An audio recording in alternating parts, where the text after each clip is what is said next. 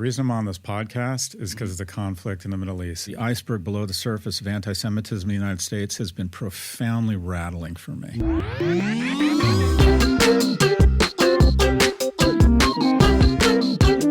Welcome back to Ami's house. Ami's house, very special edition with a very, very special guest.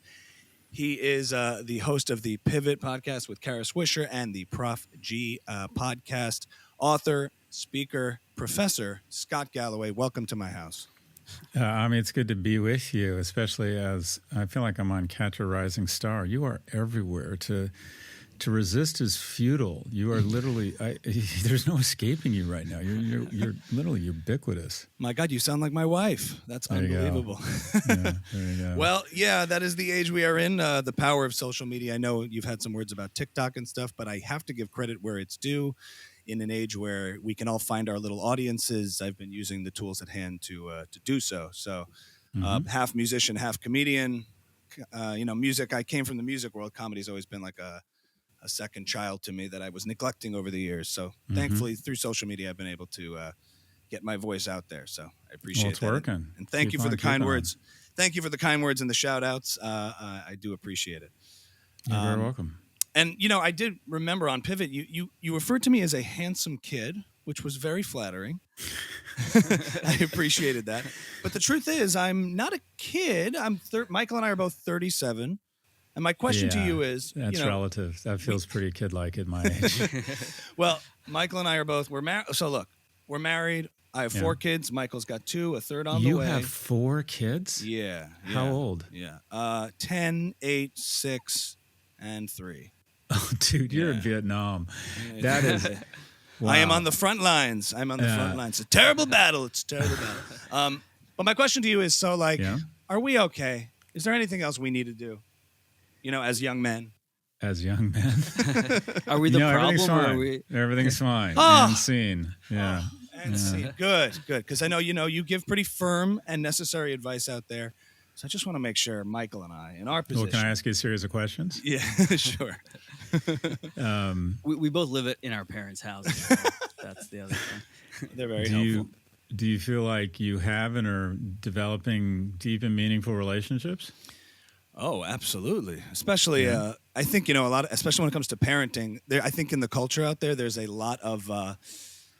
parenting gets a bad rap. Everyone talks about children being this sacrifice. They get framed in this negative light as being a drag on your ambitions. And I think that's because, misery loves company. And a lot of people, they don't vent about the good stuff. They don't vent about the stuff. When people who don't have kids are with people who do have kids, you're inherently, existing in conflict because you're with somebody who wants to hang out with you, but they have kids there with them. So their attention is split. When you leave the presence of a parent who has children, then they can give their attention, and there's a lot of bliss and profound, meaningful fulfillment there that I don't think gets talked about enough. So do you feel like you are emotionally, psychologically, and physically in pretty good shape? Michael? Physically? Emotionally, psychologically, pretty good. The dad bod is strong. There's a lot of wacky mac and kids, macaroni and cheese and pizza. It's all around me now. I eat worse now than in my early 20s. Do you get good sleep? Not enough, not as much as I should, but it comes in waves. But I think in life, as far as stress goes, there's good stress and bad stress, but it's stress nonetheless. So the stress that I do have is good stress. Motivating, getting shit done. Yeah. How do you feel about your nutrition? Terrible. Just terrible. I'm just scarfing down whatever's there. I find myself eating while standing, by like a pantry or a closet. I see him eating a lot of microwavable sausages. Well, that's something you can fix pretty easily. That should be something. Do you drink a lot of alcohol or consume a lot of THC? No, I'm all clean on that. You're all clean on that? Yeah. And then what about your exercise?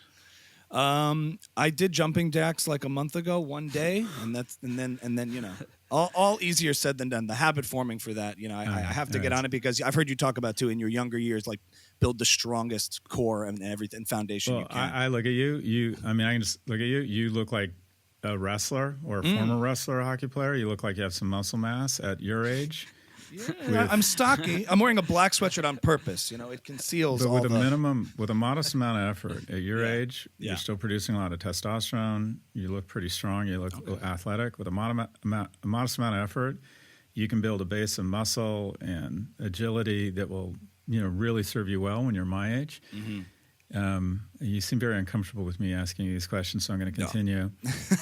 You got to take care. You got to fix your own oxygen mask before you can help other people put their masks on. Do you feel like you're a good protector of your kids? Do you feel like you're protecting your wife and your kids from emotional harm? Do you feel like you help create a secure, loving environment for them? Yes. I think so. Good question. Yeah. That's important. I think to be, I'm good at listening to them. Good at trying to hear them out. Obviously, I dad rage. Everybody dad rage. A few light slams, but always on soft surfaces. Like if I need to if it's a couch or whatever. And if there's somebody around, like I have to, if somebody walks by in the midst of a dad rage fit, I'll be like, "What are you doing? What are you doing? What are you doing?" Do you feel like, I'll go on to my next one. Do you feel like you're a good provider? Yeah. Always a work in progress, doing what I can, doing my best. This is sort of that point in your life where it's, like you mentioned also, you can have everything, but not all at once. Yeah. So the hardest part is making those choices where, you're really, I think at our age, in our 30s, you're pulled in every direction at the same 100%. time. The kids need the most attention now. Yeah. Jordan Peterson has talked about that. Yeah. Between 0 and 4, that's all you get. And then they'll despise you, that's it. So I'm like, oh man. So I do feel like I'm very, one of the benefits of being in the artist world and having a little bit of flexibility and freelance schedule is the ability to be there for the bath times and the dinners, but the instability and the chaos of that is the other thing. Soak it up.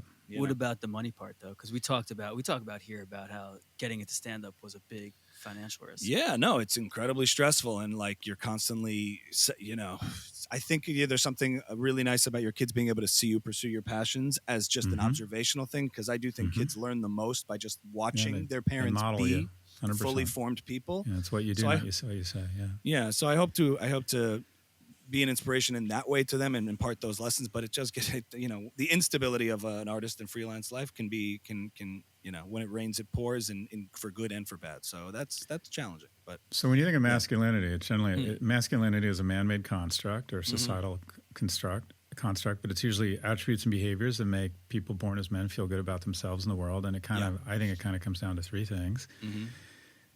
Protector, and it sounds like you're doing an okay job of protecting yourself. You could do a little bit better. It sounds like you do a good job protecting your family. It sounds like you're a decent provider. In the decade of the 30s are just unless you're smart enough to be born rich, they're just ridiculously fucking stressful because it's a competitive economy. Having 4 kids has to be crazy expensive. So if you're stressed every day, you're where you should be. That's just hard. yeah, And then finally, the third one, you've got that box check, and that is procreator. And that is find someone who you're interested in, express interest, and procreate, and be a responsible father. And it sounds like you're doing that. So I would say on the 3 legs of the 3 legs of the stool of masculinity, you're doing really well. Michael hasn't seen Strong his family like in bull. months. Michael hasn't Strong seen his like family bull. in months. Strong like bull. I'm going to flip this whole table over just from that. There you Thanks go. for the pep talk, Scott. Moving on to some serious topics. You speak a lot about meaning and pursuing meaning and pursuing fulfillment and the dangers of not doing so, particularly with young men and young people in general. When they don't do that, they will find other outlets, and it can be very dangerous. And I'm seeing now, as we're looking in the situation in Israel that's very close to Michael and I, we're both modern Orthodox Jews from our community. We have a lot of family there, and that's been front of mind for us for the last 6 weeks. You are seeing young people, a specific moral confusion and depravity amongst young people, going out, ripping down signs and posters of kidnapped children. Do you see a link between a sort of nihilism and a lack of fulfillment and purpose in these young people and the need to fill it with something? And if they don't find it with something positive, it will inevitably find something negative. So there's a lot here, because the reason I'm on this podcast is because of the conflict in the Middle East. And that is, I don't know how to say this without sounding arrogant. I get a lot of requests to be on podcasts. Your podcast is new, and it's not of the size or the stature of a podcast I usually agree to do, to be blunt. But I have been really moved, and I think the courage and the candor you're showing around Israel is really I just respect you, and I respect the risks you're taking, and I respect how it's spoken and courageous you're being on the issue. And for me, it sounds like Judaism plays a bigger role in your life than it does for me. I am not a religious person. I'm an atheist, and I've never felt much of a connection to Israel, and I feel like this is finally time for me to actually shift my part-time Jewish status to full-time, because I feel like I've done almost nothing for Israel and Judaism, and I'm just very moved by the leadership you're showing around the issue. Because Rabbi, we got him. We got Scott. Don't worry, we got him. Well, the reality is, and I've gotten some of this, but I'm already financially secure. Mm-hmm. There's a risk to saying these things in an environment where the majority of young people and many people on the left are conflating the struggles of the Gazans, which are real, the struggle of the Palestinians, which is real, with the civil rights movement.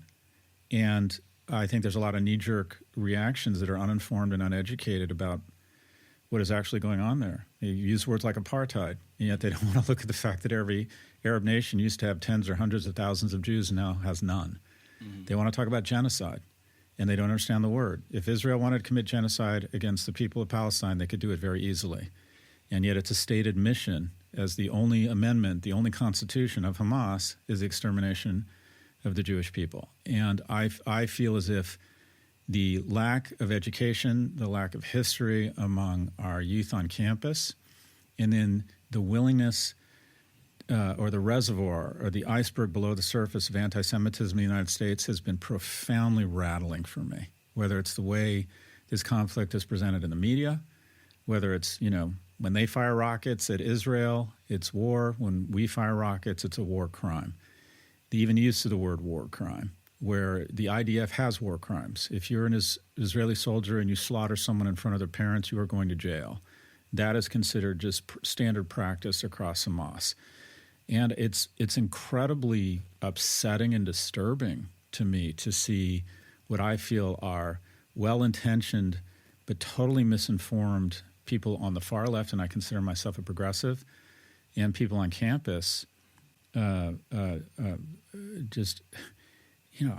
my notion is I want to say you should invite someone from us to one of your rallies and start off with a discussion around your preferred pronouns. Like, what exactly do you think Hamas? If Israel, I like the litmus test that Sam Harris applies, and he's kind of a role model of mine, and that is, look at what would happen if both parties were in charge. If Israel were in charge of the U.S. government and our military, the next day you wouldn't know any different. Civil rights, jury trials, scientific research, no child labor, courts, women's rights. If Hamas got control of our Congress and our military, they would start killing people by the millions, Christians, gay people. And it just strikes me as just so incredibly, the definition of stupid is you do things that are harmful to others and harmful to yourself. Mm-hmm. And I think that people who are supporting Hamas on the far left, especially, I understand Palestinians and the empathy they feel for their family and what I believe has been a series of terrible decisions by the current administration in Israel. I think Netanyahu has been terrible for Israel and Jews. I understand their pain and their empathy, but the folks here on the far left on campuses and in Congress who, to me, they're just being stupid. They don't realize that these people, if they had the chance, would likely unceremoniously exterminate them. There's no empathy for gay people or trans people or Christians across Hamas. So I find it incredibly disappointing. Now, back to your issue around purpose. Young men and young people in America, but specifically young men, are really in sort of a mental health crisis that has exploded for a variety of reasons, concierge parenting, single-parent households, social media. But in Israel, there's actually some of the lowest levels of teen depression and depression among young adults. Interesting. And then the question is, well, what are they doing such that young people seem to be less prone to these terrible episodes of suicidal ideation or feeling useless or worthless? And I think a big part of it is national service and that they feel a connection to their country. And I would like to see national service in America. I think America is a wonderful nation, and I think young people don't realize how fortunate they are. But I think the 3-year service for men and women, and it doesn't have to be military, as you know, it can be in social services or in the healthcare industry.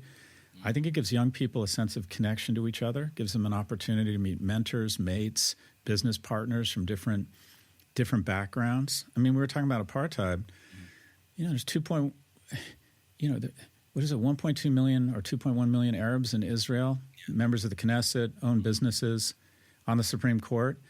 And there's a connective tissue in Israel that gives people a sense of purpose that I think is not only lacking in most nations, but really lacking in the United States. And the result is younger people have a greater sense of purpose there.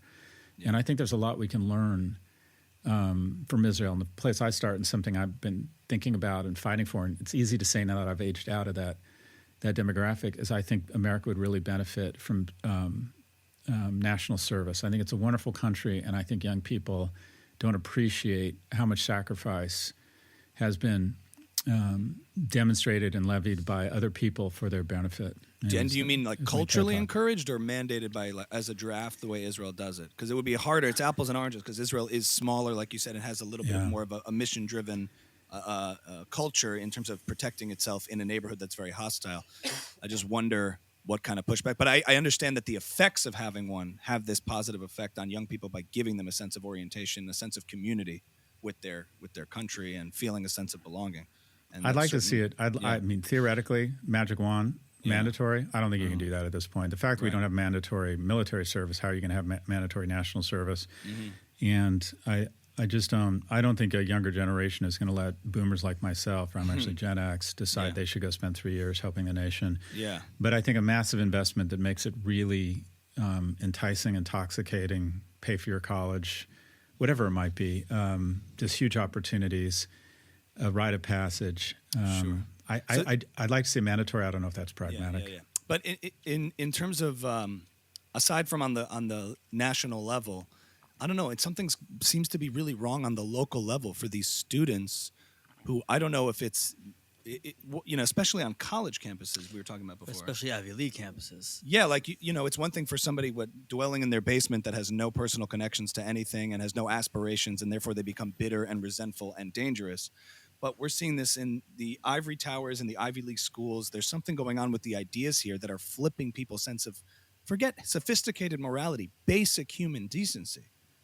And that has been so inexplicable to me, because there are some people, like you said, it's revealed a certain ideological anti-Semitism, that they're holding Israel to this impossible standard, and they rejected this idea or are uncomfortable with this idea of the Jewish people having a state or having self-determination. There's a willful distortion of history. And then obviously in these streets and protests, this completely ill-informed mass of young people who I think are searching for some kind of meaning. They can't find the Jordan River on a map, but they're shouting from the river to the sea. And there's just a part of me that it's so it's inexplicable, other than, I don't know, there's something wrong psychologically. I can't diagnose them en masse, but do you have anything else as far as like what comes to mind in thinking what's going on with these young people? And is it willful? I think it's a few things. One is just a natural, healthy reaction from young people to zig when their parents are zagging. Whether it's listening to rock and roll or being against the Vietnam War, there has always been a generational divide, and it's healthy. Young people want to push the boundaries. They want to rebel, and that's important. It's key to innovation. It's key to making the separation from the family unit easier, right? You start becoming an asshole, and it gets easier for you to leave home. Right.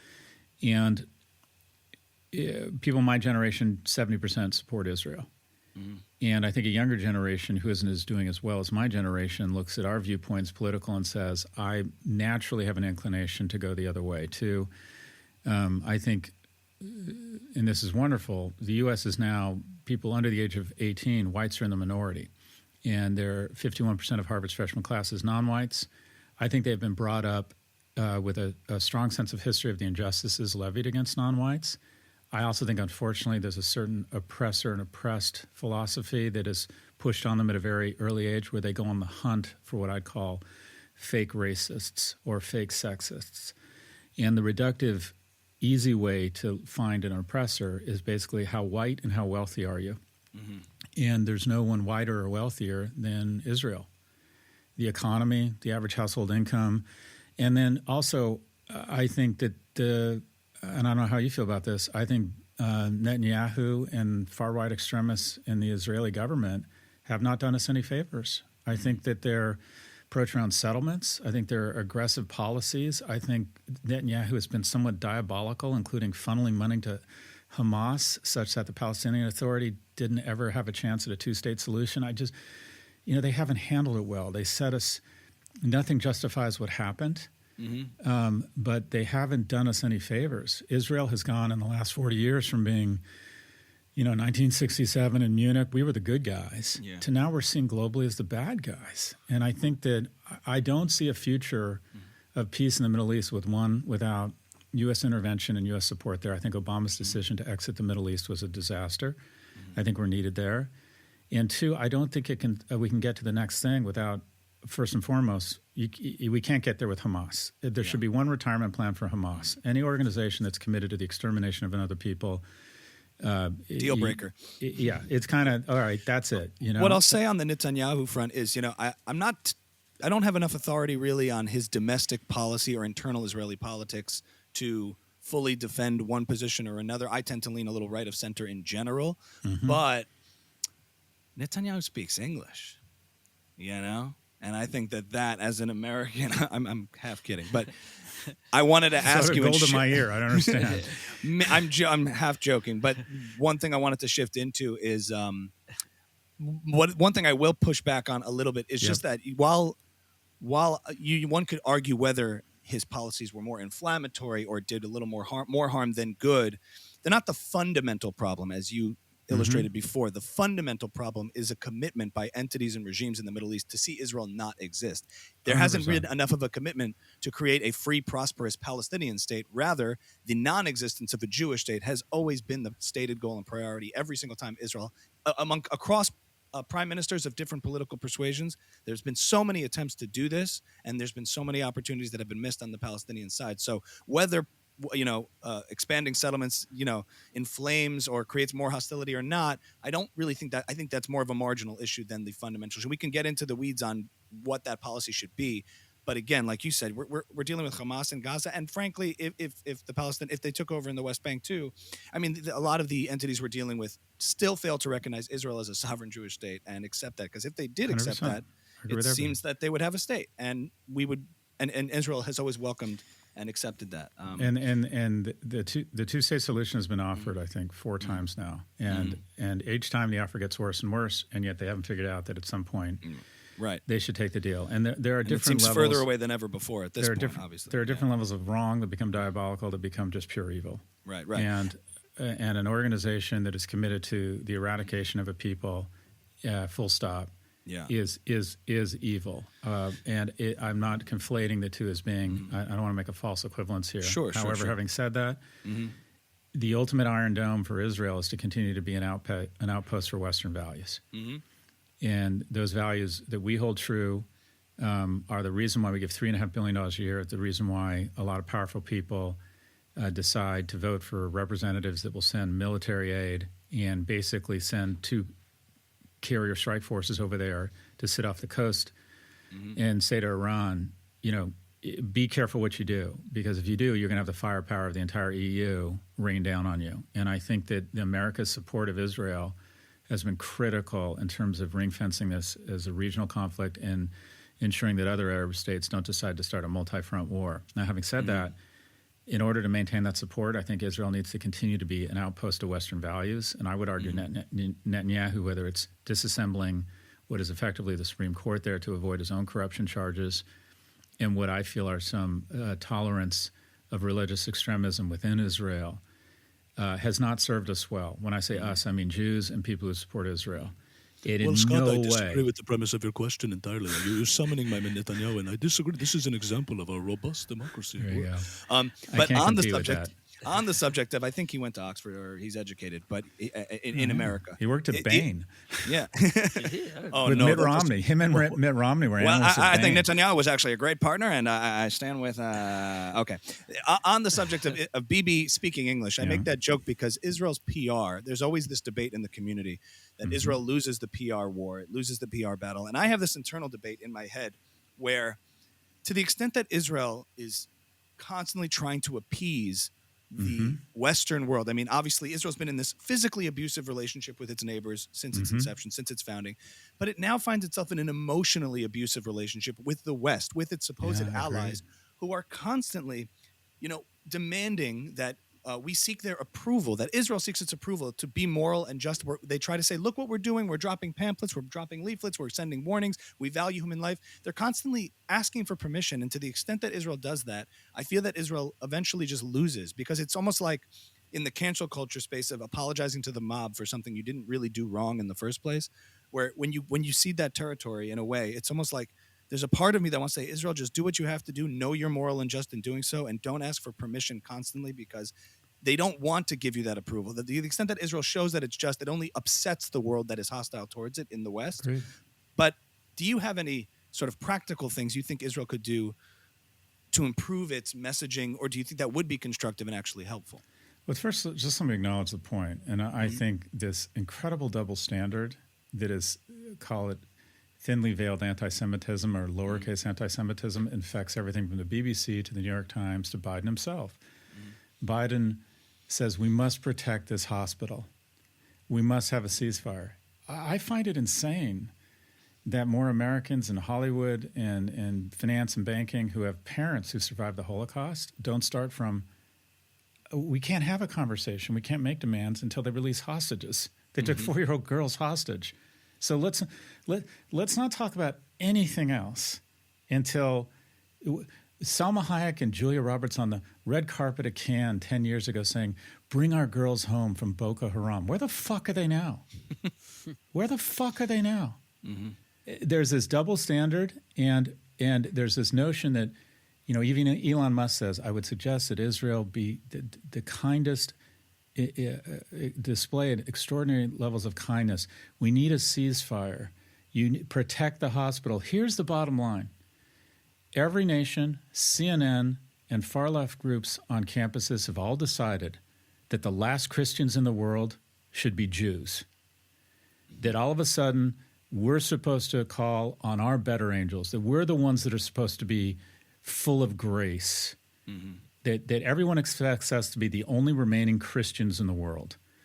When the Taliban came in, or Al-Qaeda came in and killed 2,600, or on a per capita basis about 70 people in the U.S., we then went on to kill 400,000 people in Iraq and Afghanistan. Right? The numbers here, where were all these people crying and looking for empathy for the Muslims killed in Syria, the hundreds of thousands, the tens of thousands killed in Yemen? Where were they then? And all of a sudden, they're outraged. They're just outraged and have all this empathy. And you can't find moral clarity in geopolitics. I think we have to acknowledge that you can have empathy for the Palestinians. You can be not supportive of Israel. You can be anti-Israel and not anti-Semitic. I acknowledge that. What the argument I don't buy is that you have to separate Hamas from Palestinians. And when I see a young woman who's been assaulted and is bleeding, being carted around, and I see Palestinians cheering her or cheering them, I'm like, is there really that much separation? Is that real? When I see doctors shuttling hostages in between emergency rooms, not only are they cognizant of these military command posts, but they're actually engaging in the hostage taking. I just find that the hypocrisy here and the double standard is, like, I'm preaching to the choir here, but I feel like I feel like folks like you who have been more out front on this, and it comes at a cost. The majority of young people do not agree with our views.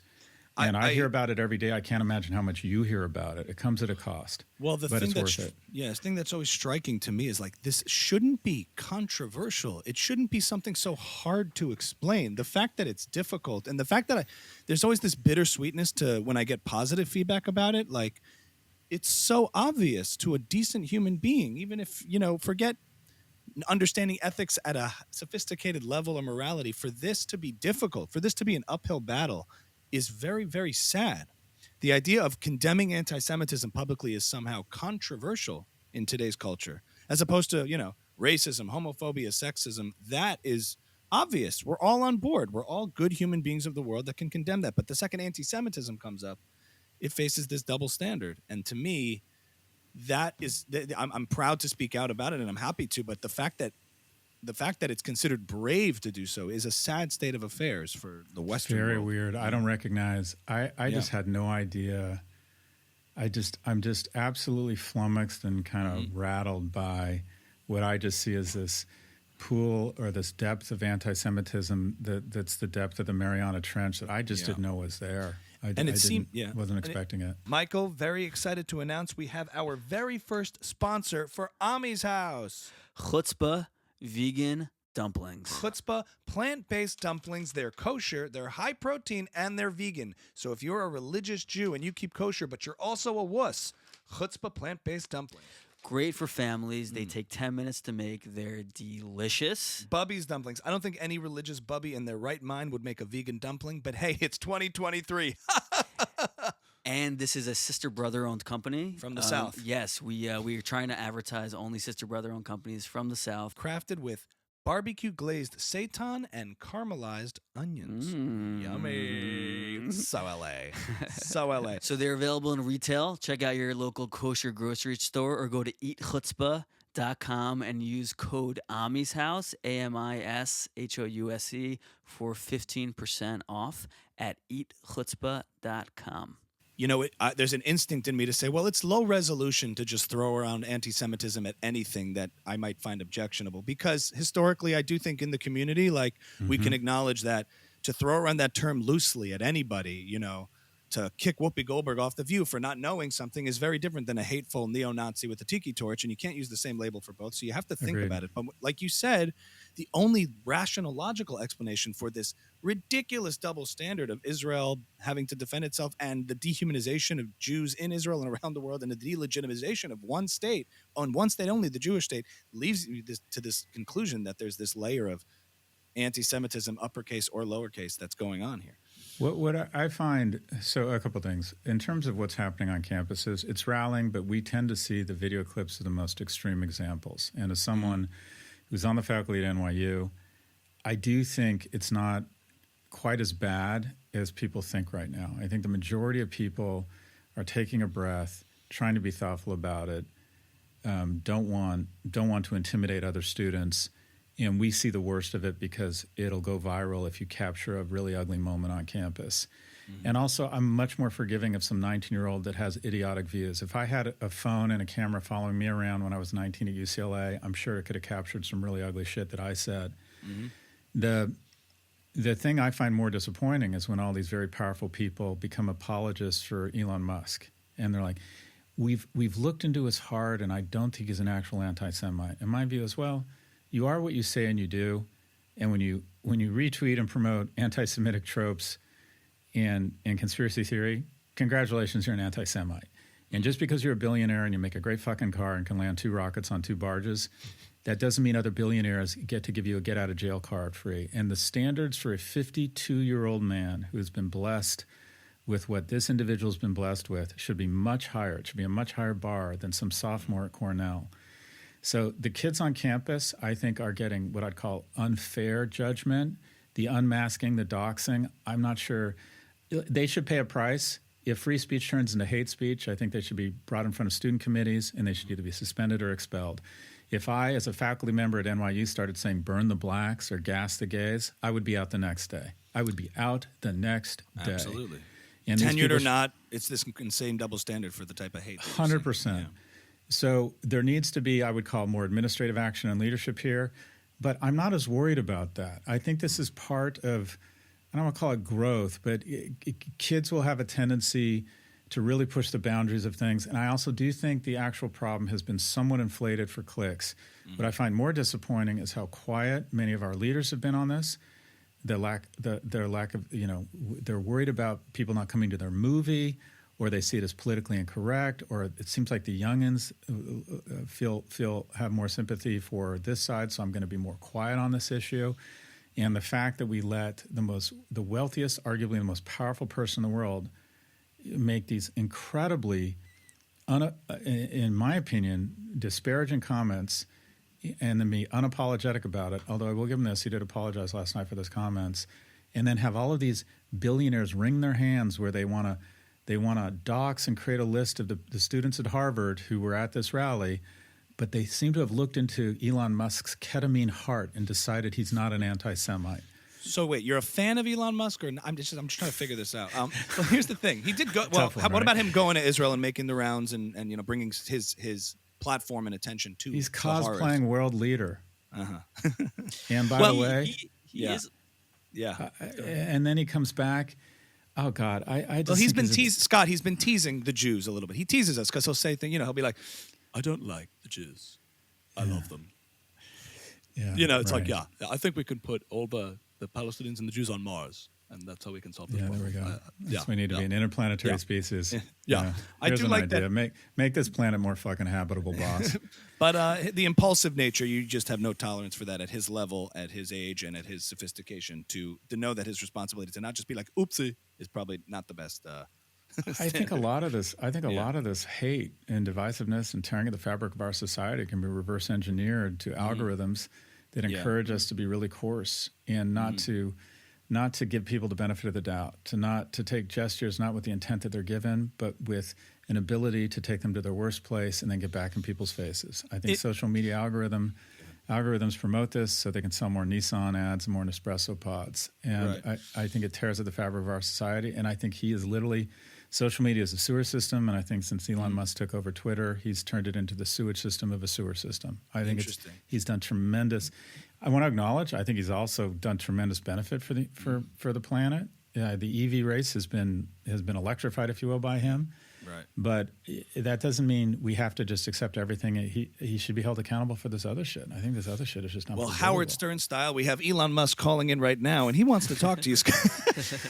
But I also think about a world pre-Elon on Twitter, and I shake about the idea of the far left sort of Twitter that would try to censor and flag speech, especially in the environment that we have now, where it's sort of everything is there. And I don't know what's better. It's a double-edged sword because, like you said, it creates this cesspool. But beforehand, to imagine the amount of things that maybe not be able to be circulated in terms of, I don't know, God forbid, there would be a bias that wouldn't allow the sharing of the atrocities that we saw.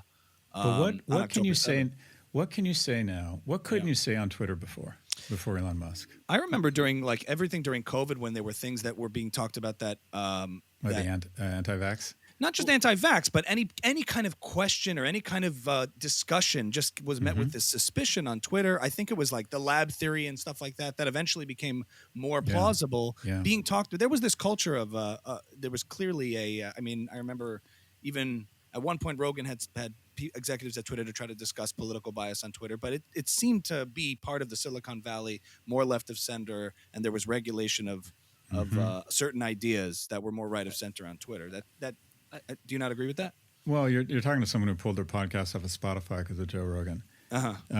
Oops. Okay. Look, forget like anti-vax. I mean anything that was like about sort of discussing a certain thing that wasn't. It seemed to be more dogmatic.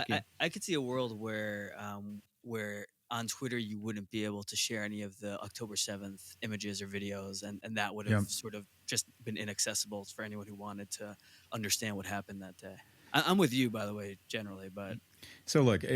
First off, the argument, people immediately go to First Amendment and free speech, and I feel like the entire argument has a false context, and that is, Twitter has no obligation, fidelity to free speech or the First Amendment. Agreed. If you want free speech and total First Amendment in the Wild West, go to 4chan and 8chan. You can say anything, you can do anything, you can sell anything, you can get a mail order bride. There's all sorts of.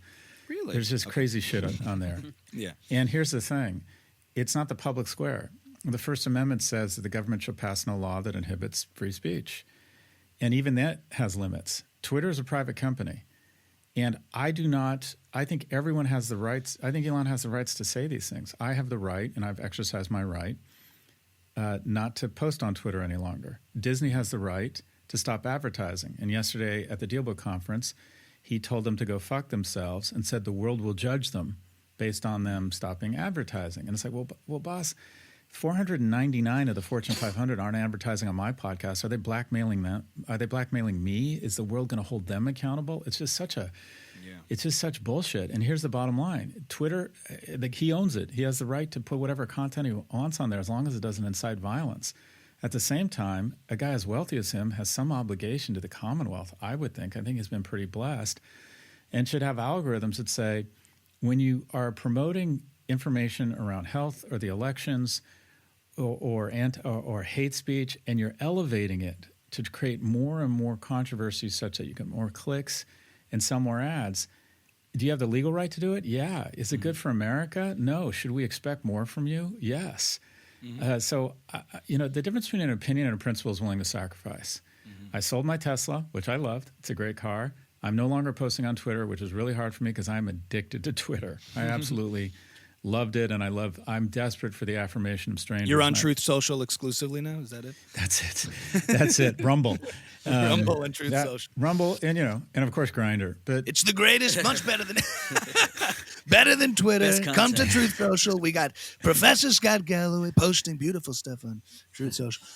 Listen, I agree with the distinction you're making, obviously, in free speech as from the government versus in the private sector. And I do think, though, the culture of looking at ideas in the marketplace of ideas as certain ideas are so harmful or so violent that the erosion of free speech as a principle by law, I think, does start in the culture. So it's important to just keep an eye on it and keep a emphasis on creating a culture where a marketplace of ideas is paramount and should be put forth as this principle of we respect the idea that we can debate things, even ideas that we find objectionable. More speech is generally better. Sunlight's the best disinfectant. These things kind of start at the cultural level before you find yourself in a situation where we're willing to actually ban speech at the government level. So I'm not saying that they're the same, and I agree that Twitter has the right to do whatever it wants to do. I don't take the PragerU approach of needing to sue social media tech giants because it's a free speech issue. I would agree legally on that principle, but if you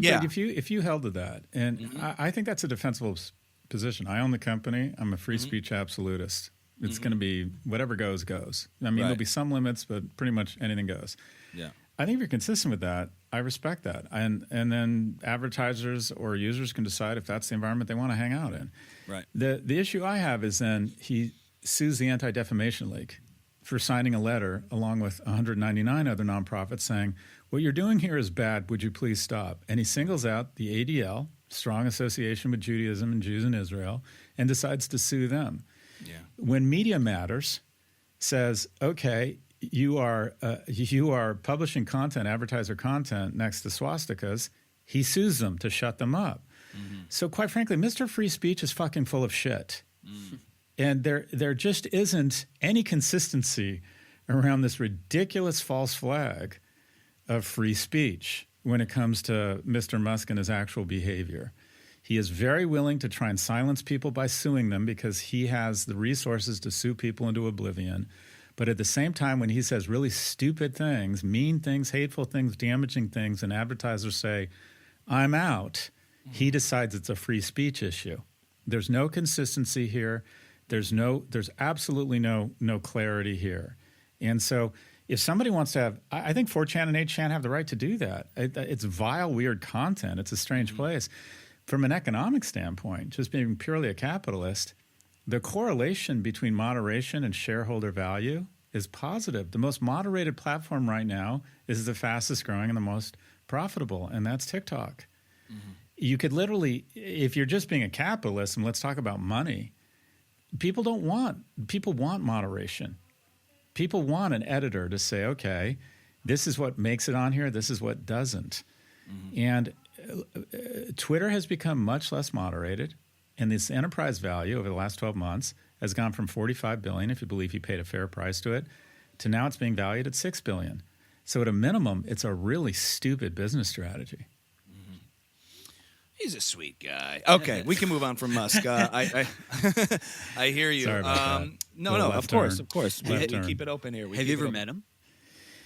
I co-hosted a conference that he spoke at. I didn't interview him. Awkward. Okay, well, no, but he has called me names on Twitter. He's called me an insufferable numbskull, and he's actually reached out to me and asked for a meeting. He said that I unfairly attack him, and I said I had no desire to meet with him. And then 48 hours later, I was kicked off of Twitter. Oh wow. Yeah. Well, and by the way, I found out later that I found out later that it probably wasn't him. It was probably just I got locked out. through some sort of. I don't think I loomed that large in his life where he took the time to kick me off of Twitter.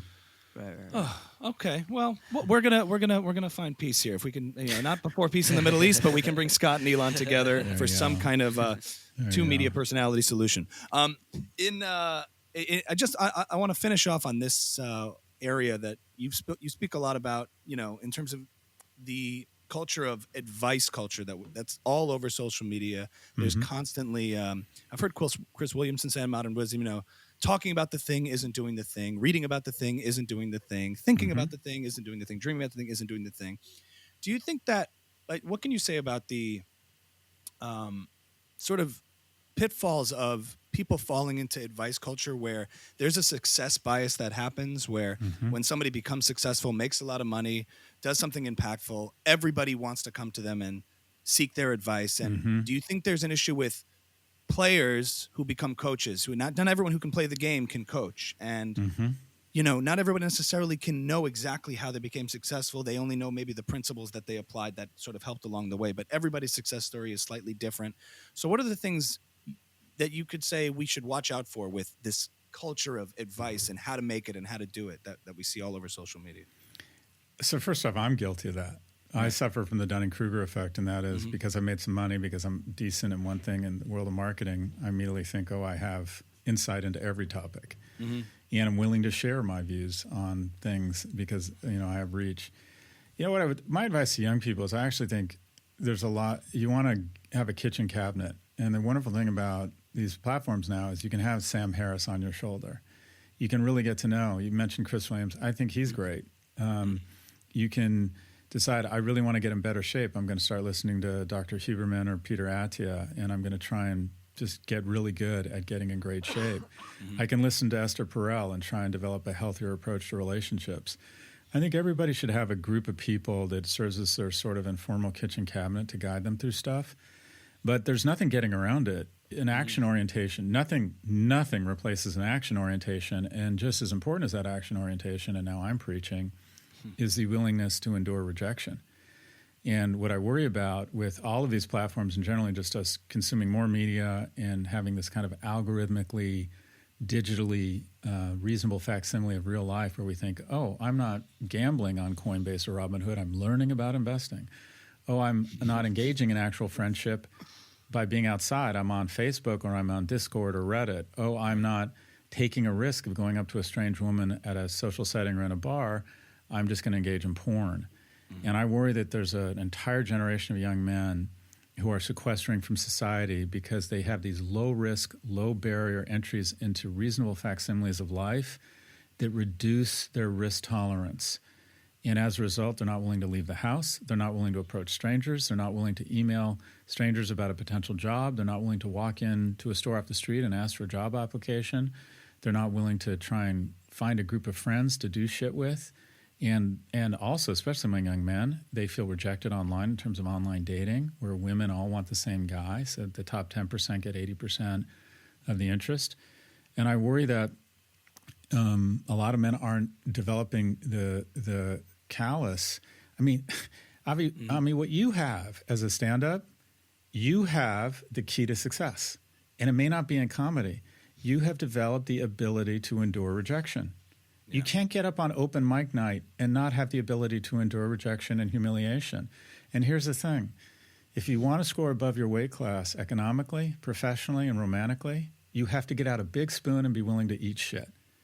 Because show me someone with a better job than they deserve. Show me someone with more wealth than they deserve. Show me someone with a more interesting, higher character, hotter mate than they are. And I'm going to show you someone who's been rejected by a shit ton of people to get to that job, to get to that economic security, to get to that wonderful mate. And young men aren't developing that endurance. They aren't developing those calluses. Yeah, I thought about this last night. Actually, this week I headlined at a club in New York City, and I had arrived in New York City from LA, diving deep into the stand-up comedy scene. So there was kind of a moment that I was kind of trying to soak up and relish in a little bit. But I thought about, and you started this episode talking about how I'm rising up on social media and things are everywhere. And I realized that, you don't want success too early either, because you will find yourself in a very chaotic place. All that rejection over time builds a foundation. If you look at it the right way, you're learning what doesn't work, what does work, and even the little successes that may disappoint you. You may think you've arrived at something and something will feel a certain way, and then it doesn't. And you're like, well, I thought it was supposed to be like this. It didn't, I went viral, but I didn't get the following to follow that. But all of those things along the way, I find build this very rock solid foundation that when real significant success or moving the needle significantly forward does happen, you're armed and equipped for it. You have calluses, you have, the scars to prove it, and it puts you in a much better position to have sustained success. You don't want momentary success. So it did occur to me last night that, like, I'm glad in a way you're grateful for. I mean, it's funny because you can't fail indefinitely, because then you're failing indefinitely. But the micro successes, the micro failures along the way do build a solid foundation. And I think a lot of people miss that as long as you make a distinction between practices and principles, where the principles are you're showing up every day, you're doing what's required, and you're putting it in and you're paying attention. Over the long run, you can have a sustained success, hopefully, over time. And that's why it's hard to pinpoint exactly what you did. But maybe there's something to be said about the principles that you apply. And also, not only develop the skills, it's just so much more rewarding when it's taken some time to get to the peak. Romantic comedies are 2 hours and not 20 minutes for a reason. Right. I had a lot of very early success, very fast. By the time I was 34, I was, a millionaire, at least on paper. I had started successful e-commerce companies. I was invited to Davos. All these masters of the universe wanted to meet me because supposedly I knew something about the internet. And then the next 10 years were really hard for me. I had a company, my company I started went bankrupt. I got divorced. The great financial recession hit at exactly the right time, just as I started having kids, and I was really financially strained, or less financially well off than I thought I was going to be at a young age, given I was kind of a master of the universe in my early 30s. And having sort of clawed back's the wrong word. I've had a lot of blessings, a lot of wind in my back.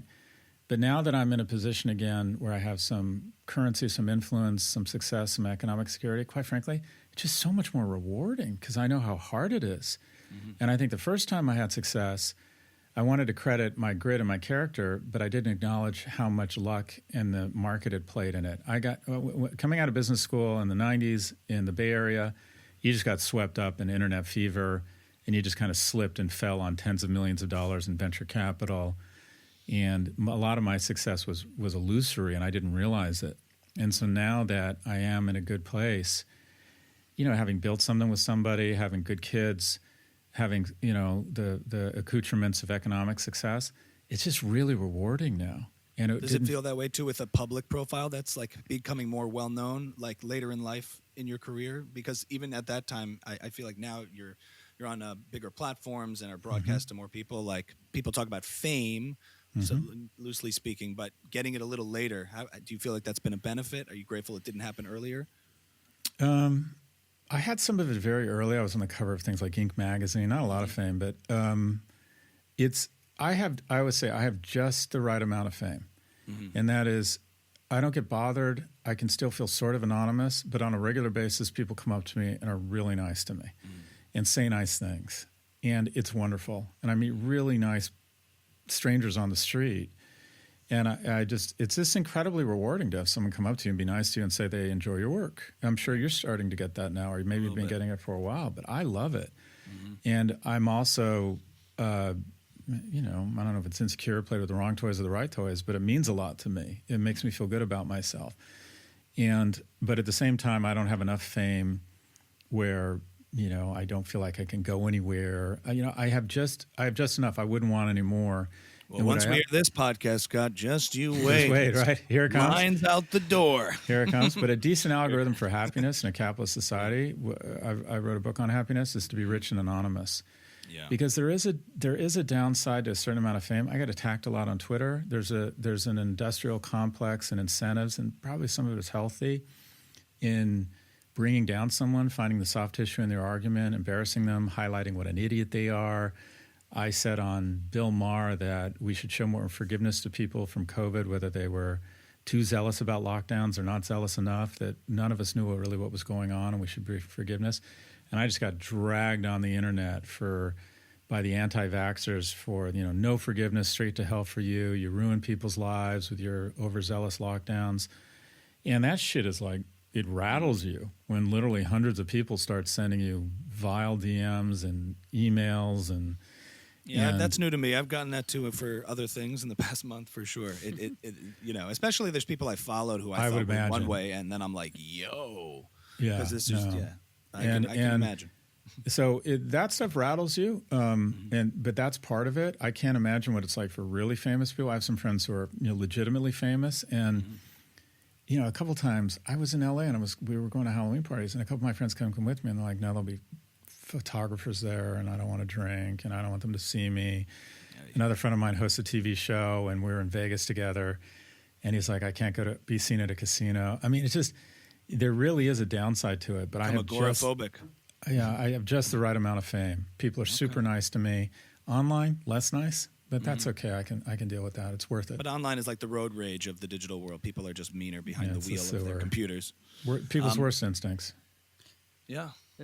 Well, Professor, thank you for shedding light and shedding your ideas and for making the time. And I appreciate the kind words and the support that you're showing me on social media and sharing my work. And I really appreciate the kind words. And just thanks for taking the time to being with us here at Ami's house. Yeah. Thank you, Ami. And I just want to say, as a young man, 4 kids, in what feels like a healthy relationship, taking risks, doing something that is really fucking hard, and what you do is hard, and doing well at it, and providing for your family, and also having the time to fight for other people that, and causes you believe in.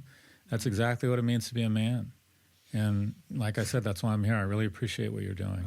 Thank you. Okay, I'm going to flip the table now. What I'm a going to nice lift it. Masculinity with Scott Galloway. Thank you so much. You can follow Scott Galloway and the Prof G podcast and Pivot with Kara Swisher. Thank you, Scott Galloway, for being with us. Stay tuned for more. Thanks so much. We appreciate your time. Thank you, Ami.